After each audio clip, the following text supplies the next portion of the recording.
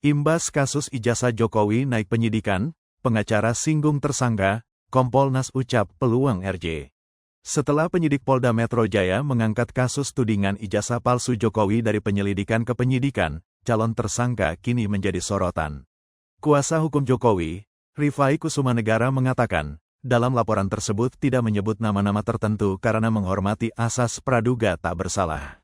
Pihak Jokowi hanya melaporkan adanya dugaan fitnah, pencemaran nama baik dan pelanggaran Undang-Undang ITE dari video yang diberitakan.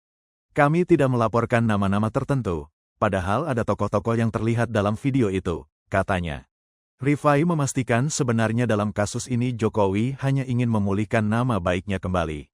Meski demikian, pihaknya juga berharap ada kepastian hukum dari isu ijazah palsu yang bertahun-tahun digembor-gemborakan oleh pihak terlapor. Oleh karena itu, pihaknya siap menguji keaslian ijazah Jokowi di pengadilan. Rifai mengaku mengapresiasi perkembangan kasus yang berjalan di Bareskrim maupun di Polda Metro Jaya. Di Bareskrim, meski sampai saat ini belum ada pernyataan resmi mengenai hasil gelar perkara khusus, pihaknya meyakini hasilnya tidak berbeda dengan sebelumnya, yakni tidak ada bukti pemalsuan ijazah. Hal ini ditambahkan dengan hasil sidang gugatan di PN Surakarta, di mana gugatan tidak diterima karena bukan kompetensi PN. Diakui Rifai, sebenarnya konsen Jokowi bukan untuk memidanakan pihak-pihak tertentu yang selama ini telah mencemarkan nama baik.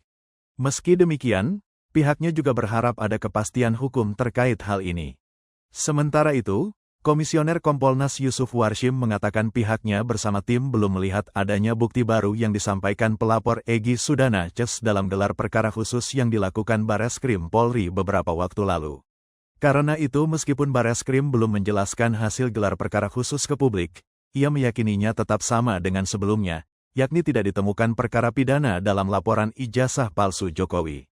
Terkait Polda Metro Jaya yang sudah menaikkan kasus ini ke penyidikan, Yusuf menilai kasus ini memang harus dituntaskan.